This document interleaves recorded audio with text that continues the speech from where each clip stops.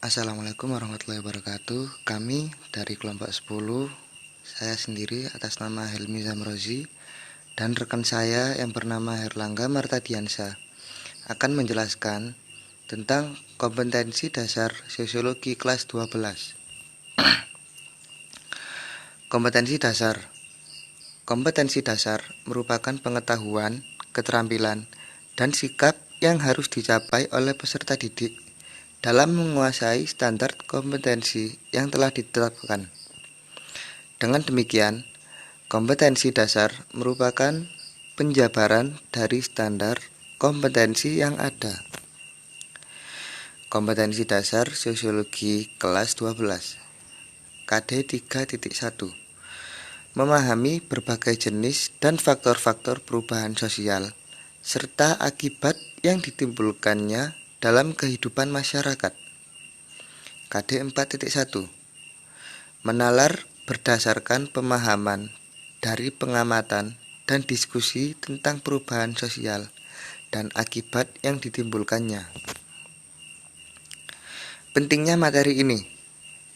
Yang pertama, agar setiap individu yang terdiri dari siswa-siswa yang ada di sekolah menyadari ia sebagai aktor yang bisa mempengaruhi perubahan sosial di lingkungan mereka. Yang kedua, materi ini perlu dipelajari agar peserta didik dapat menyesuaikan perubahan sosial di lingkungan mereka baik di sekolah ataupun di masyarakat menjadi lebih baik. Dan yang terakhir, materi ini perlu dipelajari agar peserta didik dapat bisa mengkondisikan dirinya dalam arah perubahan yang ada. Materi pembelajaran. Yang pertama, pengertian perubahan sosial. Yang kedua, faktor-faktor penyebab perubahan sosial. Yang ketiga, faktor-faktor pendorong perubahan sosial. Yang keempat, faktor-faktor penghambat perubahan sosial. Yang kelima, bentuk perubahan sosial. Yang keenam, proses perubahan sosial. Yang ketujuh, dampak perubahan sosial. Yang kedelapan atau yang terakhir, fenomena sosial yang menunjukkan perubahan sosial berdasarkan pengamatan lingkungan. Pengertian perubahan sosial. Perubahan sosial adalah suatu perubahan yang terjadi dalam masyarakat yang mempengaruhi sistem sosialnya seperti nilai, norma, sikap, dan pola perilaku di antara kelompok-kelompok dalam masyarakat. Faktor-faktor penyebab perubahan sosial. Faktor yang pertama, yakni faktor internal. Faktor internal ialah mencakup penemuan baru, bertambah atau berkurangnya penduduk, terjadinya pemberontakan atau revolusi, dan yang terakhir, pertentangan dalam masyarakat. Faktor yang kedua yakni faktor eksternal. Faktor eksternal mencakup bencana alam, masuknya kebudayaan dari masyarakat lain, dan yang terakhir, peperangan dengan negara lain. Dan faktor-faktor pendorong perubahan sosial akan dijelaskan oleh rekan saya Herlangga Martadiansa.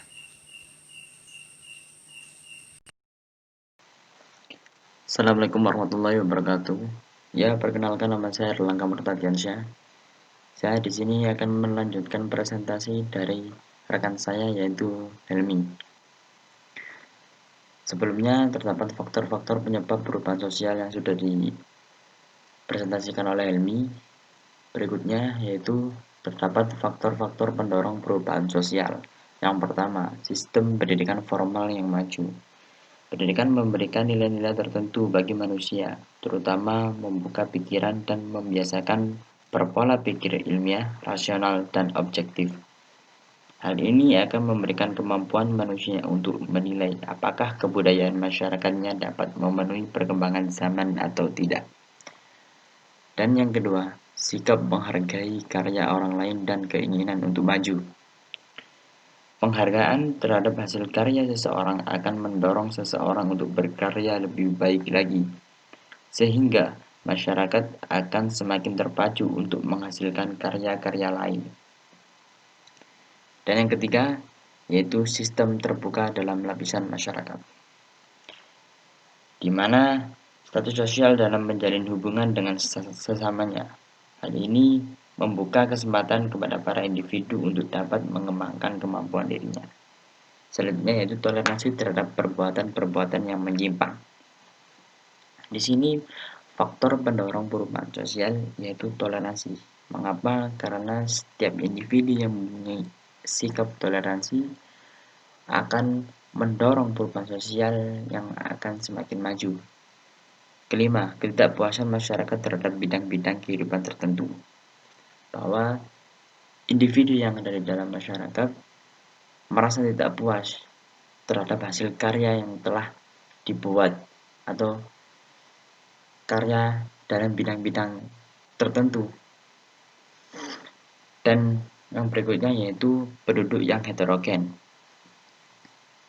Kemudian orientasi ke masa depan yang lebih baik, di mana masa depan yang lebih baik ini merupakan faktor pendorong perubahan sosial pada diri setiap individu. Dan yang ke-8 adalah adanya kontak dengan kebudayaan lain. Tanpa disadari, kontak dengan kebudayaan lain itu merupakan faktor pendorong perubahan sosial. Karena perubahan-perubahan dari budaya luar akan masuk dan secara tidak langsung akan merubah dan mengikuti pada proses jalur yang ada. Kemudian faktor-faktor penghambat perubahan sosial, yaitu pertama, kurangnya hubungan dengan masyarakat lain. Hal ini menyebabkan pola-pola pemikiran dan kehidupan menjadi statis. Dan yang kedua, adanya adat atau kebiasaan yang sulit diubah. Ada kalanya adat dan kebiasaan begitu kuatnya sehingga sulit untuk diubah. Mengapa? Hal ini merupakan bentuk halangan terhadap perkembangan dan perubahan kebudayaan. Dan yang ketiga, adanya kepentingan yang tertanam kuat. Misalnya, organisasi sosial yang mengenai sistem lapisan strata akan menghambat terjadinya perubahan. Golongan masyarakat yang mempunyai kedudukan lebih tinggi tentunya akan mempertahankan statusnya tersebut. Keempat, perkembangan ilmu pengetahuan yang terlambat. Kondisi ini dapat dikarenakan kehidupan masyarakat yang terasing dan tertutup. Contohnya saja masyarakat di pedalaman. Banyak sekali masyarakat yang ada di Indonesia ini masih dalam kondisi yang terlambat. Oleh karenanya, kita harus saling membantu satu sama lain untuk menjalankan proses yang lebih maju agar Indonesia menjadi lebih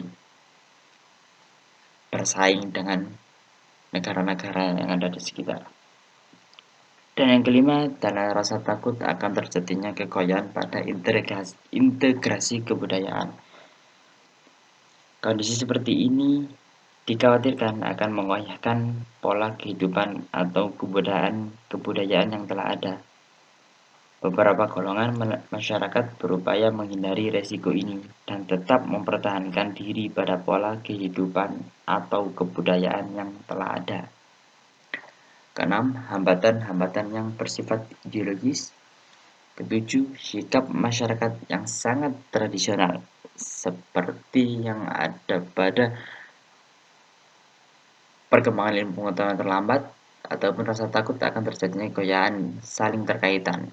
Seperti yang tadi saya jelaskan bahwa masyarakat masih ada yang pedalaman yang memegang erat atas adat istiadat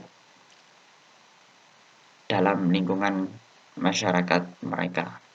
Kedelapan adalah prasangka terhadap hal-hal baru dan asing.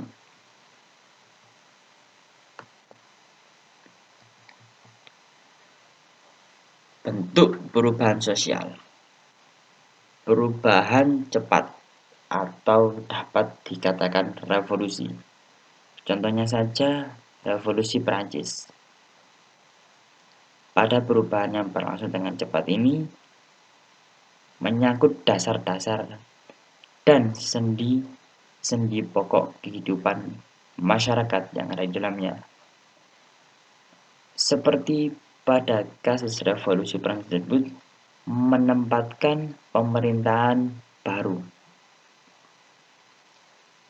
Dan yang kedua yaitu perubahan lambat atau dapat dikatakan evolusi.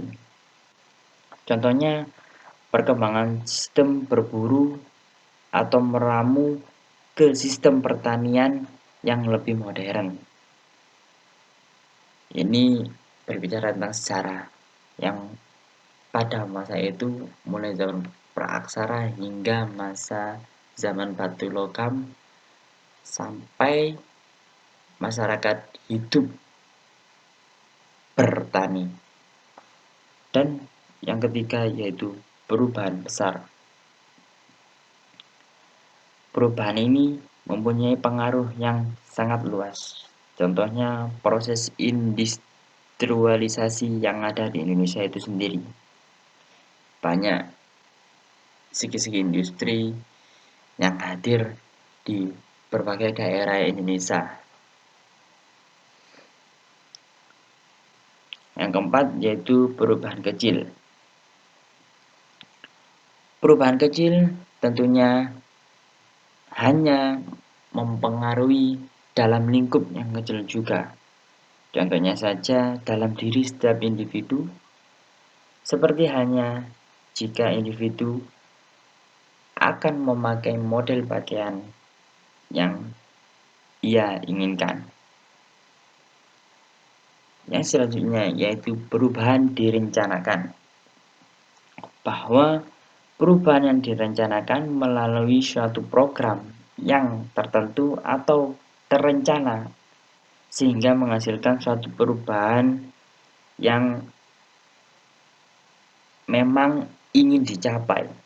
Contohnya saja program keluarga berencana atau KB.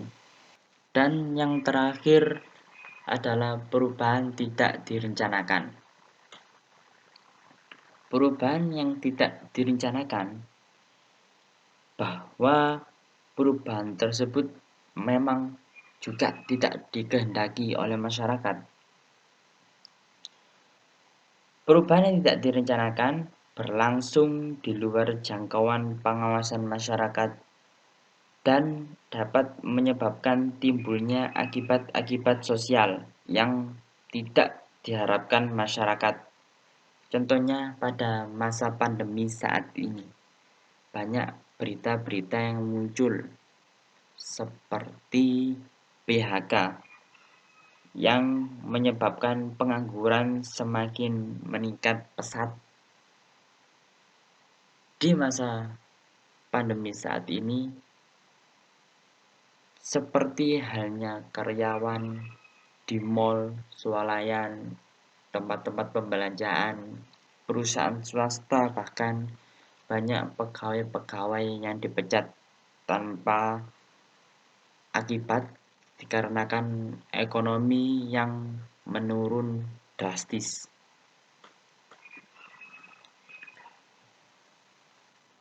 Yang berikutnya adalah materi proses perubahan sosial.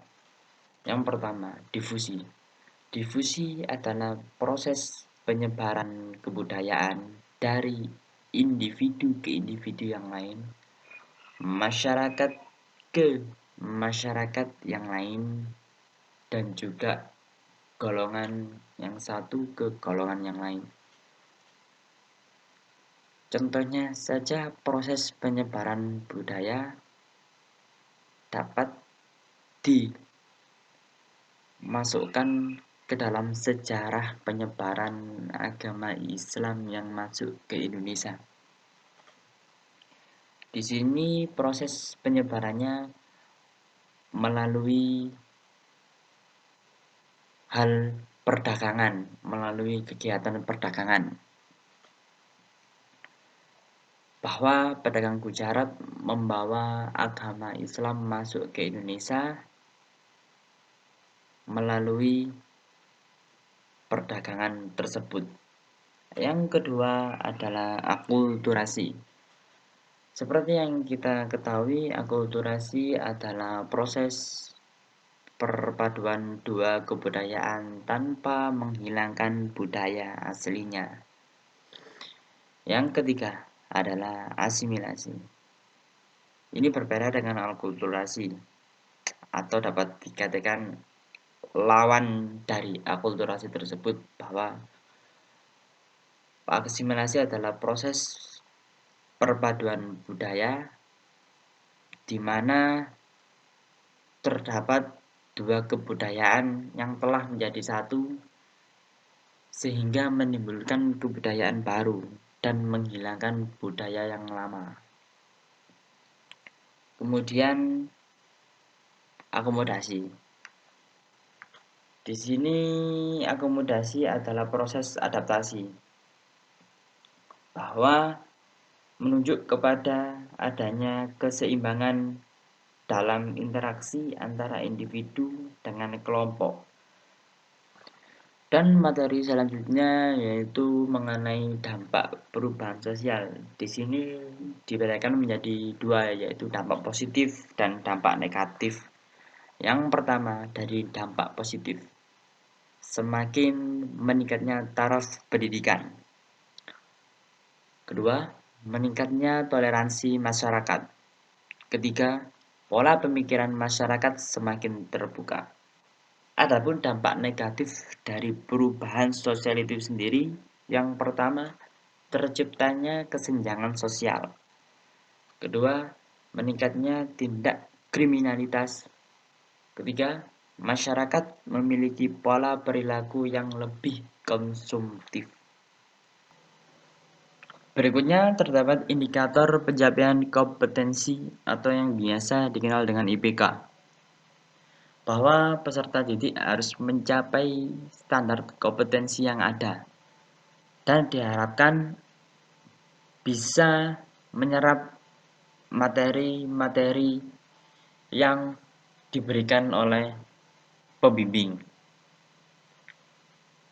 Yang pertama yaitu dalam KD 3.1, mendeskripsikan perubahan sosial berdasarkan contoh-contoh realitas sosial yang menggambarkan tentang terjadinya perubahan sosial. Dan yang kedua, mengidentifikasi faktor penyebab perubahan sosial baik internal maupun eksternal. Dan yang ketiga, mengidentifikasi faktor pendorong dan penghambat perubahan sosial. Keempat, mengidentifikasi pengaruh penemuan baru. Dan yang kelima, menyebutkan perubahan sosial ditinjau dari waktu. Kemudian terdapat juga di KD 4.1, bahwa peserta didik harus dapat terampil melakukan kajian literatur tentang perubahan sosial yang terjadi di masyarakat dan dampak perubahan sosial. Kedua, terampil melakukan pengamatan terhadap realitas sosial tentang perubahan sosial yang terjadi di masyarakat dan dampak perubahan sosial. Ketiga, mengedepankan sikap kritis dalam mendiskusikan tentang perubahan sosial.